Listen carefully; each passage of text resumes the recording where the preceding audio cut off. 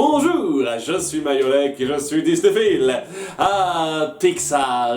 Depuis 24 ans, ils ont su prouver qu'un film d'animation familiale n'était pas excuse aux propos simplés et à l'esquive de problématiques adultes. Des 20 films qu'ils ont fait jusqu'à l'année dernière, et même des 21 si on compte maintenant, aucun n'a été un véritable échec pour moi. Tous ont su démontrer suffisamment de qualité et de compétences pour ne pas tomber dans le cercle très ouvert des films qui me déplaisent. Et ça, peu de studios peuvent s'en vanter. Après, ne jamais être mauvais ne veut pas dire être tout le temps irréprochable. Car oui, il y a eu des erreurs de parcours, et certaines mayonnaises ont moins pris que d'autres. J'arrive pas à croire que j'utilise pas cette expression plus souvent, moi. Vu que je viens de finir de traiter tous les Pixar sortis jusqu'en 2018, il me paraît naturel de jeter un dernier œil en arrière en faisant le bilan de mes préférences. Qui sont, je le rappelle pour la énième fois, subjectives. Les arguments seront brefs parce qu'ils ont déjà été dits, et j'ai un peu envie de flémarder dans cette vidéo. En avant pour le top 20 des films Pixar.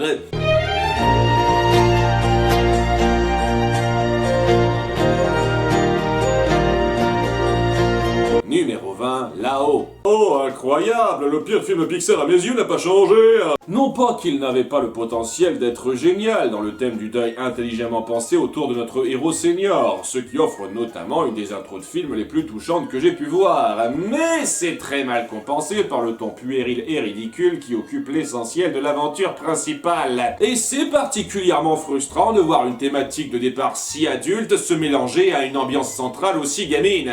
Libre à vous d'apprécier l'atmosphère enfantine sur laquelle ça part, mais en ce qui me concerne, ceci... Capitaine d'escadron à vos ordres. Grille 2, reçu 5 sur 5. Représente très pauvrement la maturité qui symbolise le studio. Numéro 19, Le Voyage d'Arlo. Ça restera toujours meilleur que Dinosaure. Sans doute le film le moins inspiré du studio pour moi. Cette histoire d'un dinosaure qui doit apprendre à s'affirmer emprunte des voies très convenues, et les rares fois que ça cherche à être créatif, c'est...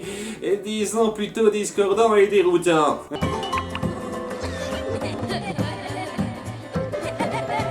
Oui, je me ferai jamais à ce passage. Il y a tout de même une sensation de voyage découverte plaisante et la relation entre Arlo et son Mowgli personnel est assez touchante. Ça rend le film acceptable au bout du compte, mais c'est un piètre représentant de ce que Pixar peut accomplir. Numéro 18, Cars 2. Un film que j'aurais toujours envie de défendre. Mais ouais, ça reste quand même à la traîne par rapport à la majorité du catalogue Pixar. Cars 2 prend le pari risqué de poursuivre l'univers d'une œuvre préexistante en changeant drastiquement le genre de départ. Et c'est très fun à de nombreux moments. L'aspect film d'espionnage est bien rendu et s'adapte astucieusement à ce monde de véhicules.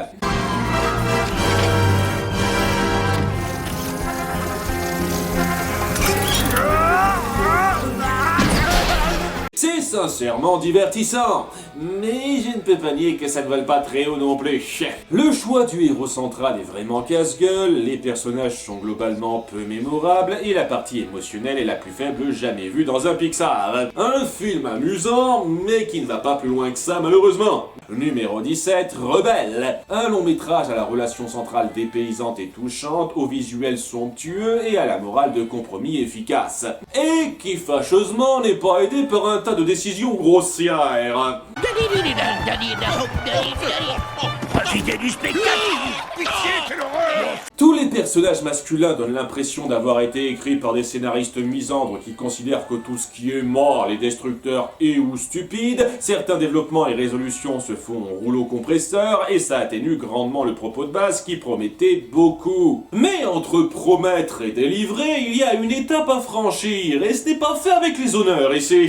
J'apprécie tout de même grandement la plupart des moments entre nos deux protagonistes et si le reste avait été pensé aussi rigoureusement, ce film aurait pu être un grand classique du studio. Numéro 16, Le Monde de Dory. Trop de comique de service, tue le comique de service.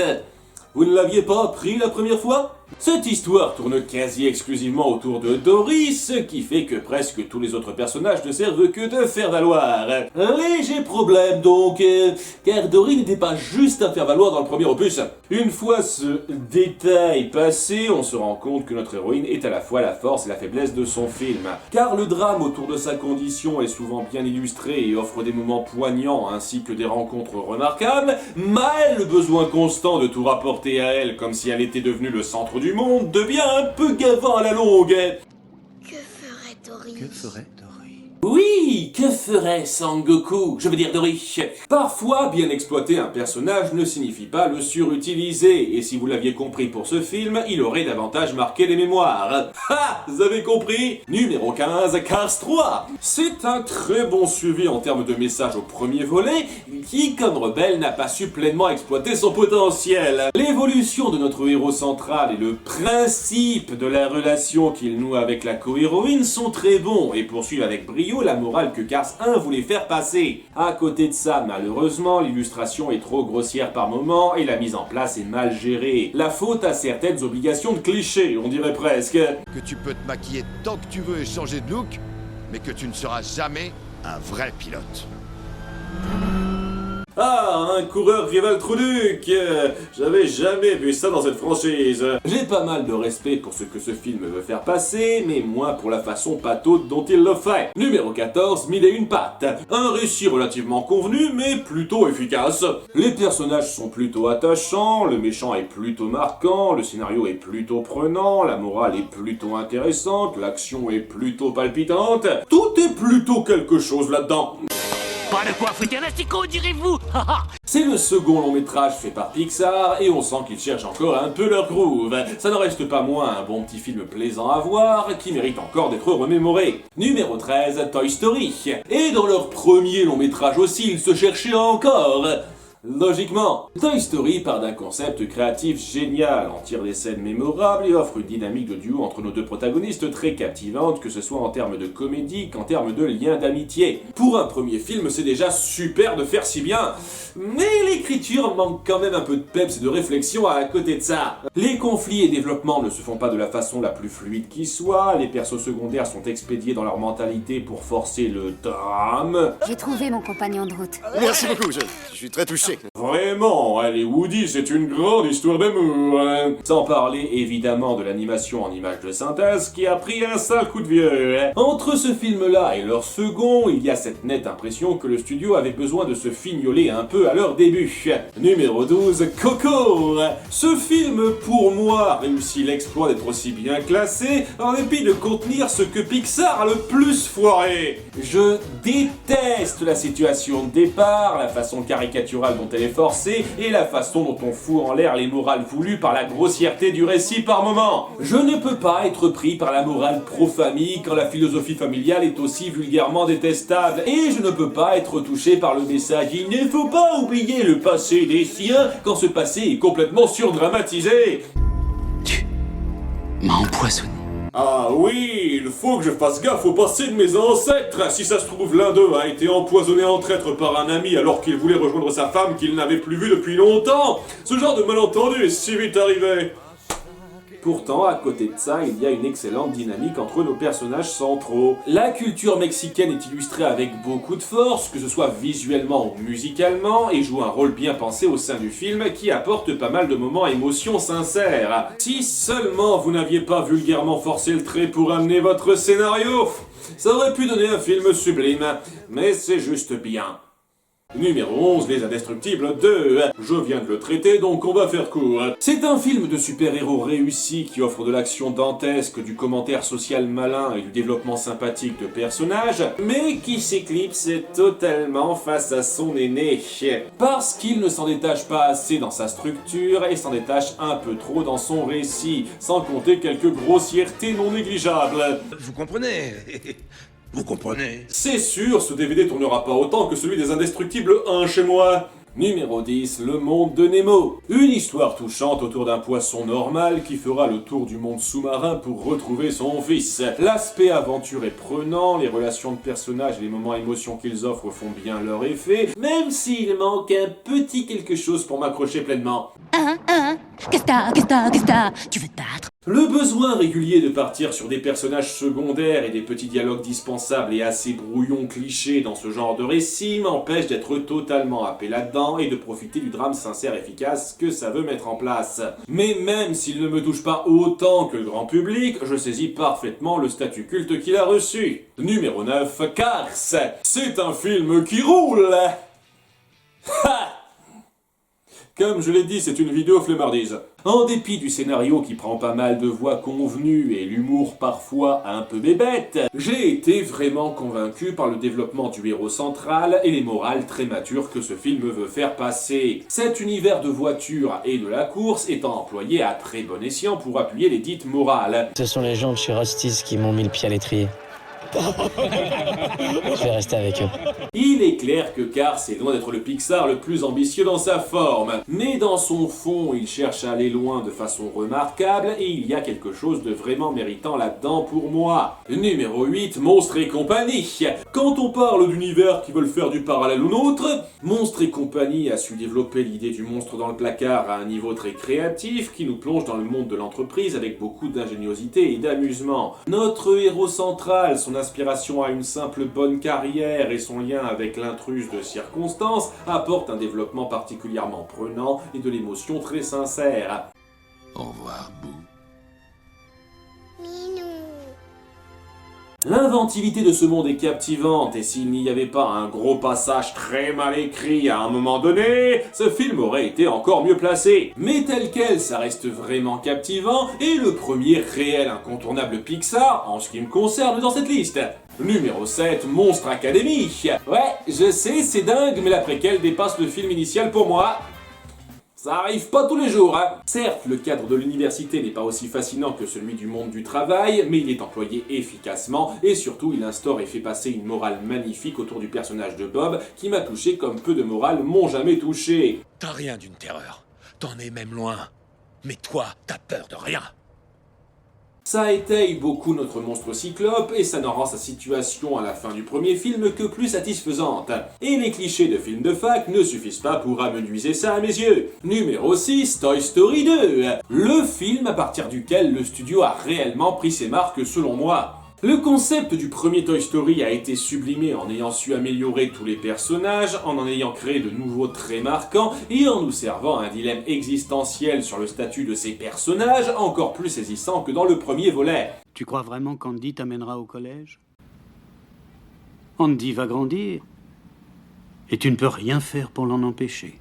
C'est particulier dans le sens où c'est difficile de rapporter ça aux vrais gens, mais justement, arriver à investir le spectateur dans ce genre de dilemme est un exploit vraiment notable. Cette suite sait quand être fun, quand être touchant, et même s'il y a 2-3 passages un peu grossiers selon moi, ça reste une véritable pépite. Numéro 5, Ratatouille. Ah, mon esprit chauvin ne pouvait placer cette œuvre plus bas. Plus sérieusement, ce film joue autour du milieu de la cuisine gastronomique à merveille. D'une part pour présenter un héros central attachant et atypique, dont l'arc est presque aussi savoureux que ses plats, et d'autre part pour instaurer une morale magistrale de simplicité qui prend magnifiquement sa valeur lorsque le film touche à sa conclusion. Tout le monde ne peut pas devenir un grand artiste, mais un grand artiste peut surgir n'importe où. Il y a une identité propre forte dans Ratatouille, et le seul regret qu'il offre, c'est une sensation de perfectibilité dans la façon dont sont amenés certains développements. Comme quoi, il aura contribué à me rendre aussi difficile que le pire des gastronomes. Numéro 4, Vice Versa. Un film qui prouve que Pixar peut encore être efficacement original. Espérons que l'année à venir confirme ça. Vice Versa exploite avec beaucoup d'éclat la personnification des émotions, en offrant vraiment un univers coloré et créatif à l'intérieur de notre tête. Et heureusement que le personnage central est une jeune fille. Si on passait du temps dans la tête d'un adulte comme moi, ce ne serait plus trop un film tout public. Et au fait, c'est quoi, puberté? J'en sais rien, ça doit pas être très important. Cette créativité est couplée à des héroïnes qui forment un duo très attachant dans leur évolution, l'une devant apprendre à s'affirmer et l'autre à s'effacer un peu. La thématique du fait de devoir grandir et apprendre les compromis est magnifiquement illustrée à travers cette aventure intérieure, et même si ce n'est pas prévu pour l'instant, voilà un Pixar qui, j'espère, générera un numéro 2 un jour. Je vois pas ce qui pourrait arriver. Numéro 3, Wall-E. Wall-E. Ah, cette façon de le dire, à chaque fois ça fait rêver. Wall-E a sa façon bien à lui de dépeindre un futur apocalyptique en suivant un robot naïf qui, dans ses aventures, fera découvrir le vide laissé derrière et participera un peu malgré lui à le combler. C'est diablement efficace, les décors ont un effet vertigineux qui vous happe, le propos somme toute simple est illustré avec une vraie poésie la plupart du temps, et évidemment notre couple principal est mignon tout plein. Faudra que je m'achète les peluches un jour. Très certainement le film le plus artistiquement accompli du studio et une excellente alternative à Terminator. Numéro 2, Les Indestructibles. Mon deuxième ou troisième film de super-héros préféré. Parce qu'il sait quand respecter les codes de son genre et quand les satiriser sans jamais montrer la moindre mesquinerie à cet égard. Les héros sont attachants dans leur mélange vie normale, vie super et sont développés à merveille dans un long métrage qui marie avec brio la comédie, l'action, le drame et l'émotion typique de ce type d'univers à la comics. Je demande à voir. C'est l'apanage d'un très bon film pour moi. Tout bêtement, il faut savoir bien écrire autour des codes simples qu'on suit en sachant intelligemment quoi faire évoluer. Et à ce niveau, Les Indestructibles est pratiquement une référence. Et le meilleur Pixar selon moi est Toy Story 3. Oui, je suis sûr que je vous ai énormément étonné avec cette liste. Toy Story 3 a su sublimer encore plus la franchise que sa suite précédente, en ayant eu les tripes de faire un bond dans le temps et de changer totalement la donne. Nos jouets sont face à l'échéance qu'ils craignaient tant au départ, et alors qu'ils vont devoir assimiler cette étape et y trouver leur voie, ils seront confrontés à une disposition épineuse qui monte encore plus les enchères qu'avant. La mission Andy est terminée, Woody. Quoi?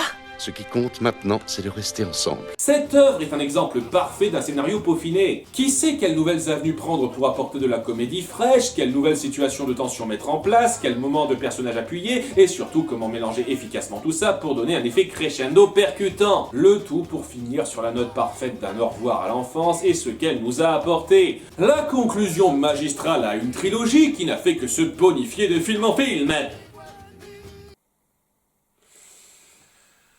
On en parlera l'année prochaine. Mine de rien, Pixar nous a offert des tas de moments inoubliables, de récits palpitants, d'ambiances renversantes, et il me tarde de voir les 20 prochains longs métrages qu'il nous réserve dans les années à venir. Continuez à surprendre le monde. Mais il est temps de revenir à Disney Animation Studios, qui commence aussi à être complet sur cette chaîne. C'était Mayolek, et n'oubliez pas d'être Disneyphile.